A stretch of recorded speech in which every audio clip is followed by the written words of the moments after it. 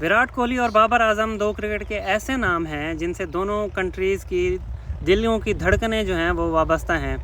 दोनों कंट्रीज़ में दोनों को बहुत ज़्यादा मोहब्बत भी मिलती है, बहुत ज़्यादा नफ़रत भी मिलती है। फैंस ट्रोल भी करते हैं कि कौन रियल किंग है। यहाँ पे लोग कहते हैं बाबर आजम किंग है, वहाँ पे लोग कहते हैं विराट कोहली किंग हैं। लेकिन उनसे जब पूछा जाए तो वो हमेशा यही कहते हैं, नहीं मैं तो कुछ भी नहीं हूँ, जो भी सीखा है। बाबर आजम से पूछा जाए तो वो कहते हैं मैंने विराट कोहली से ही सीखा है, उनसे ही हमेशा मिलती है, वो हमारे सीनियर हैं, तो उनकी तारीफ़ों के पुल बांधते हैं। अब जब विराट से पूछा जाए तो वो भी यही कहते हैं कि मेरा तो दौर जब तक था, अब तो बाबर आजम हैं, लेकिन फिर भी रिस्पेक्ट करते हैं, तो बड़े अच्छे इंसान हैं। और दोनों एक दूसरों की तारीफ़ करते नज़र आते हैं। दोनों ही अपनी कंट्रीज़ के लिए डायमंड जैसे प्लेयर हैं। जिस दिन इनका बल्ला चलता है उस दिन समझें टीम तो मैच जीतती है और साथ रिकॉर्ड्स के भी पहाड़ टूटते हैं। जी हाँ, पिछले मैच में जैसे ही बाबर आजम ने 150 रन की वो इनिंग्स खेली तो कुछ लोगों ने तो ये भी ज़रूर कहा कि नेपाल जैसी छोटी टीम थी तो मार दिया और ये हो गया।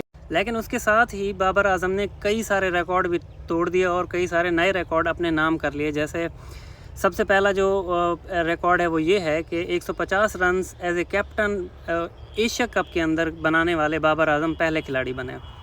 इससे पहले ऑफ कोर्स विराट कोहली के पास था, उन्होंने 2014 में 136 रन की इनिंग्स खेली थी। इसके अलावा 102 इनिंग्स में जो है ना 19 सेंचुरियां बनाने वाले बाबर आजम ओडीआई की तारीख़ के पहले बल्लेबाज बन गए हैं। इससे पहले हाशिम आमला के पास 104 इनिंग्स में था और विराट कोहली ने यह एजाज़ अपने नाम 124 इनिंग्स में किया था। तो ऐसे बहुत सारे और भी रिकॉर्ड बने। लेकिन रिकॉर्ड से हटकर जब इस मैच के बाद स्टार स्पोर्ट्स पे बाबर आजम से इंटरव्यू लिया गया और उनसे पूछा गया कि विराट कोहली ने हाल फिलहाल में आपके बारे में कुछ ऐसे वैसे कहा था।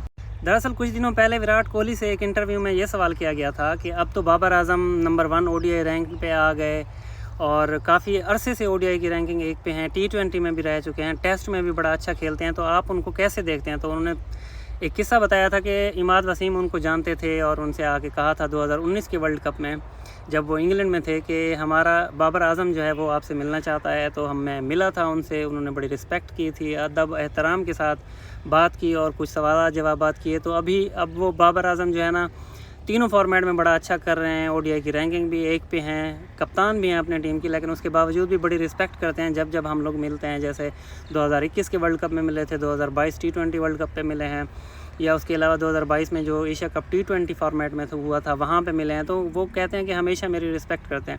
ऐसे ही जब बाबर आजम से पूछा गया अभी 151 वाली वो इनिंग्स खेलने के बाद कि विराट कोहली को आप कैसे देखते हैं, तो उन्होंने कहा वो पीक पे जब थे तब मैं हम फैंस ये करते रहते हैं कि बाबर किंग हैं, विराट कोहली किंग हैं, लेकिन दोनों से जब पूछा जाए उन दोनों से तो वो कहते हैं कि बाबर आजम से पूछा जाए तो वो कहते हैं हमने जब भी कुछ जाके सीखने की या पूछने की कोशिश की है तो विराट ने बड़े प्यार से हमें बताया, हमें सिखाया, अच्छा खासा टाइम दिया, हमें इज़्ज़त से बात करते हैं सीनियर होने के बावजूद।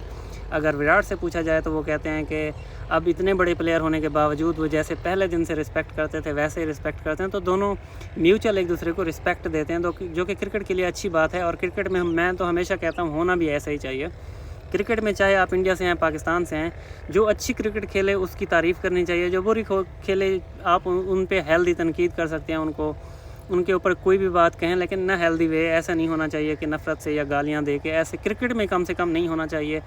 पॉलिटिकली हम लोग जैसे भी रॉन्ग हो सकते हैं या हमारे जो भी हैं सेंटिमेंट्स वो एक साइड पे, लेकिन क्रिकेट के अंदर एक जो है ना प्यार मोहब्बत वाला रिश्ता हमेशा कायम रहना चाहिए। हालांकि आज मैच जो है एशिया कप में वो दूसरा हो रहा है बांग्लादेश और श्रीलंका का, और श्रीलंका इस टाइम थोड़ा सा जो है ना हम ऐसे कह सकते हैं कि डोमिनेट कर रहा है मैच के अंदर। लेकिन नजम उल हुसैन शान तो 76 रन नॉट आउट अभी खेल रहे हैं और अच्छा जो है ना वो फाइट बैक कर रहे हैं। लेकिन 2 दिन बाद जो मैच है वो है इंडिया और पाकिस्तान का हाई वोल्टेज मैच, और उसमें जाने से पहले बाबर आजम के 151 रन और पाकिस्तान का 238 रन से जीतना, ये सारा एक टेम्पो सेट करता है और एशिया कप को एक 4 चांद लगा दिए हैं। और पूरा जो है ना एक टेम्पो सेट किया हुआ है कि एशिया कप अब ऐसे होने जा रहा है, और इंडिया पाकिस्तान के मैच से पहले ऐसी जीत और कप्तान की तरफ से ऐसे रन्स करना, तो ये अपने आप में एक बहुत अहम बात थी। और एशिया कप जो है अब उसको पहले जैसे लोग कह रहे थे कि पाकिस्तान में 15 साल बाद हुआ, लेकिन मुल्तान स्टेडियम में उतने लोग नहीं थे, तो अब आप देखेंगे कि एशिया कप के मैचेस जहां भी होंगे लोग वहां पे देखने ज़रूर जाएंगे उसको, क्योंकि बाबर आजम और पाकिस्तान ने टेम्पो एक अच्छा सेट कर दिया है।